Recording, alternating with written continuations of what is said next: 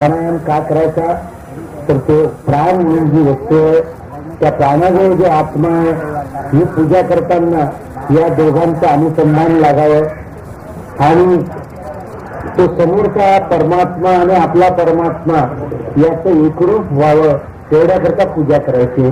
पूजेचे प्रकार चार. एक पंचोपचार पूजा, एक षोडशोपचार पूजा, एक मानस पूजा आणि एक परापूजा. ही परापूजा कोणी सांगतच नाही, मी सांगतो. पण त्यांची फार सोपी आहे. तिच्यामध्ये पराकुटीला जायचं असतं. आता ही पराकुटी पराभक्ती त्या ध्यान योगात आहे. फार सोपं आहे. अजिबात दुःख नका तुम्ही या शब्दांना. जरी आयुष्यात तुमच्या कानावर आदळत असतील पण फार सोपे आहे. मी तुम्हाला कृती शिकवणार आहे. शब्द मागून पाठ करा. आपण जरा उलट्या पद्धतीने जाऊ. आता ते पूर्वीचं काही आमचे गुरुजीने जरा गे गार वगैरेचा मारे म्हटलाचा आणि म्हणायचं ते गोडी समजायचं आम्हाला, ते मोठा समजायचा. पण गो म्हणजे काही कळत नव्हतं.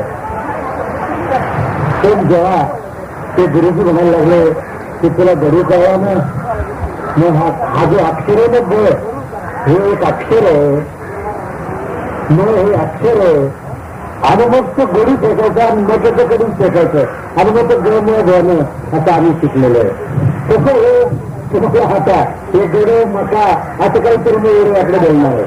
पण मूळ तुम्हाला मिळणार आहे त्या तत्वज्ञानाकडे. एक दोन दिवसात तुम्हाला ध्यानस्थ बसायचं. मी पेंबर घेतो, तुम्ही काही घाबरू नका. फक्त डोकं शांत ठेवा, दिसू नका. जरी गेल्यावर मी करू नका. पण आपण आलो हमेशा, कारण आमचं काय म्हणणं आहे की सगळं इमारत देव बांधलं आणि कळत जर त्याला नसेल, हा कळत आहे तत्वज्ञानाचा. आत्मज्ञान विना पार्थम सर्व कर्म निरर्थकम. जर तुम्हाला आत्मज्ञान झालं नाही तर पार्था हे सगळं माझ्या सगळ्या गीतेचा काही उपयोग झाला नाही. बाबा तुला आत्मज्ञान करून घे. म्हणून गीतेत सगळ्या ग्रंथात सगळ्या साधू संतांनी गुणातून या विषयावर दुमत आणि वेगळं मत नाही. दुर्दैव असं की काल परवा म्हणजे आमची जी मराठी संत मंडळी होऊन गेली त्यावेळेला हे ज्ञान ताबडतोब एका रात्रीच सांगायची पद्धत होती.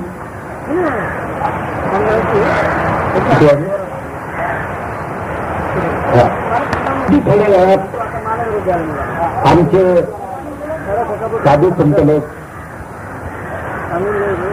ध्यानस्थ बसत होते. आता तुम्हाला मी काल सांगितलं की जिथे कुंकू लावतात किंवा गंध लावतात हे तो देवाचा द्वार. इथून वाटचाल करायची असते प्राणाकडे.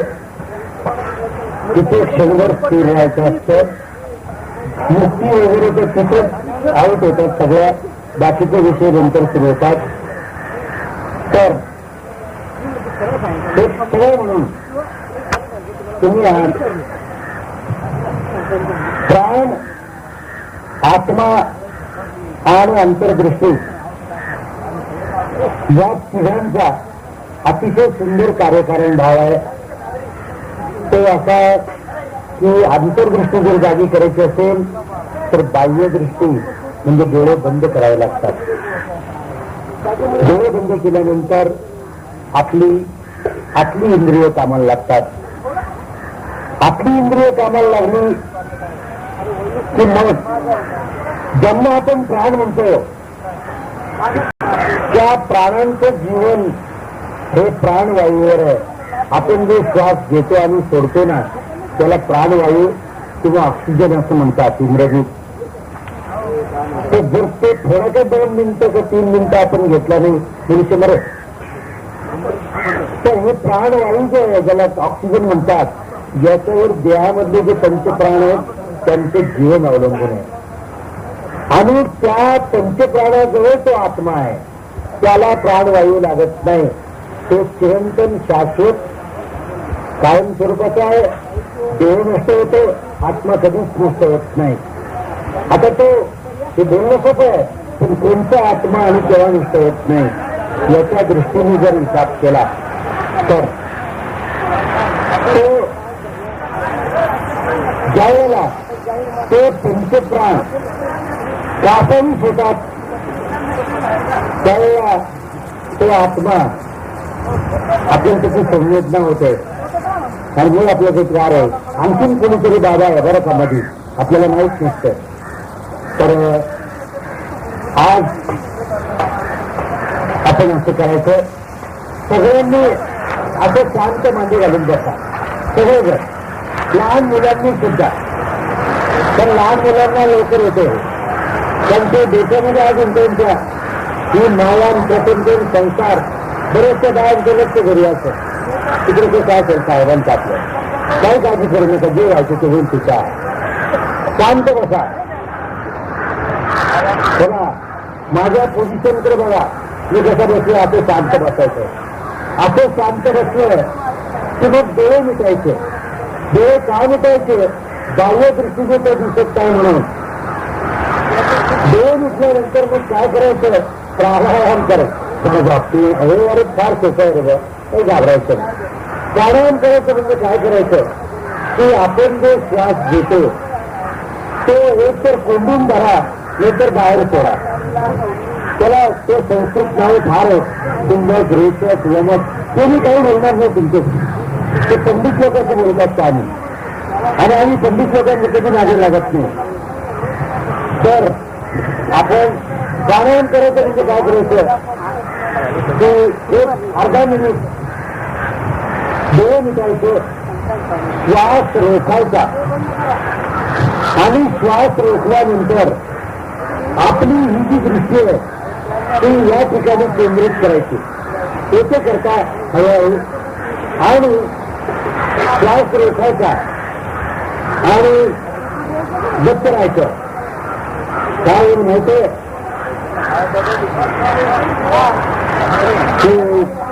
तुम्ही मला सांगणार आहात, मी नाही सांगत काय येईल ते. आपण ही कृती एक अर्धा मिनिट करणार आहोत. तर माझं बोलणं सगळ्यांना ऐकू येतं, सगळ्यांना ऐकू येतं, सगळ्यांना येस. बघा डोळे मिटा.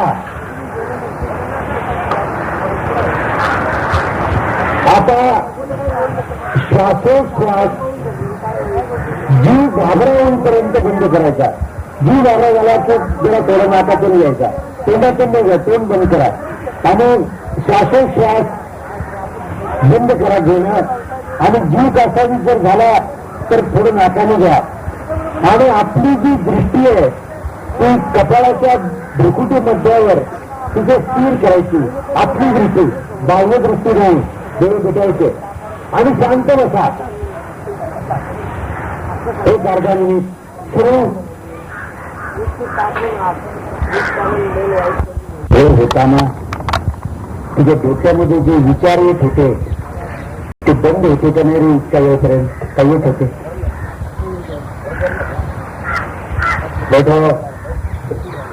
बारा वर्षी हिमालयात काही लग्न त्यांनी तुम्ही बाबाचा काढून राहिले सगळ्यात ध्यान येत नाही अजून. करेक्ट नाही बाबा. मर एव मनुष्यानाम कारण भंगमोक्ष हे सगळं होताना मन नावाचं जे राहत आपल्या शरीरामध्ये स्थिर ती फार भावी आहे. ती कधीच स्थिर होत नाही. त्या मनाला लगत घालण्यासाठी त्याचा ऑक्सिजनवर तुझं जीव आहे, मन आणि प्राण. तर हे केल्यानंतर ते मन सुद्धा बंद होऊन जातं. आणि तुम्हाला सगळ्यांना अनुभव आला असेल की एक अर्धा पाव मिनिट आपल्या डोक्यातले सगळे विचार करणं बंद झाले आणि जेव्हा आपण जागे झालो तेव्हा पुन्हा आपले चक्र सुरू झालं. बरोबर समजलं? आणि हे जर तुम्हाला कळलं असेल तर उद्या तुम्हाला 5 मिनिटं ध्यानस्थ बसवायचं पुढच्या प्रोग्राम मी देतो. आता 4 वाजून गेलेले, कामाची गर्दी आहे.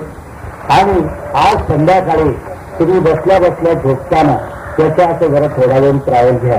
म्हणजे तुम्हाला उद्या काय होईल की खरं फार सोपं आहे. म्हणजे मुळात हे बेसिकली कळणं. हे पोरग माझ्या समोर एकदम ऑलराईट मध्ये होतं, एकदम त्याच्या श्वासावर माझं लक्ष होतं. कुठला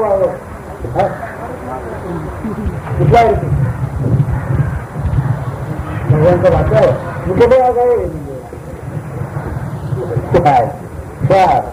फार आउट ऑफ वे गेलेले काढता येते. तर म्हणून मला तुम्हाला सांगायचंय की आपण उद्या आज संध्याकाळीची ट्रॅव्हल घ्या. तुम्हाला आता सगळं निश्चय मी सांगणार आहे रविवारपर्यंत. सगळे अगदी चत्वार वाचा मन हरीच्या मुख म्हणजे कोणतं, ते हरी कसं बोलतो, आपण कसं, हे सगळं तुम्हाला सांगणार आहे. तर आपण आता पुढचा कार्यक्रम गौरचा असेल. गौर मात्र देवासमोर मांडलेली आहे ही सगळं आपल्या समोरचं नाटक नको. तर गौरीच्या वेळेस पुरुष वर्ग जो याने यज्ञ मंडपात बसायचं आहे आणि महिला वर्ग यज्ञ मंडप आम्ही घरी करतो तिथे पुरुषांनी बसाय आणि सभा मंडपाचा जो भाग आहे तिथे दाटी वाटेनं महिला वर्गाने बसाय आणि आपल्या जो फुगड्या चित्र्या हे जे येणारे ते अवगुंडाराच्या भोवती होणार. माझी इच्छा आहे की जे काय करायचं त्यांच्या समोर करा. तिथे भगवान शंकराचा मी फोटो ठेवलाय, पार्वतीचा ठेवलाय, महाराज आहेत, सगळं आहे आपलं. आणि त्यांच्या समोर त्यांच्या साक्षीनं त्यांची सेवा म्हणून आपण करतो. तर 4:30 नंतर तो कार्यक्रम आपला सुरू होईल. आता उद्या सामुदायिक प्रार्थना करूया.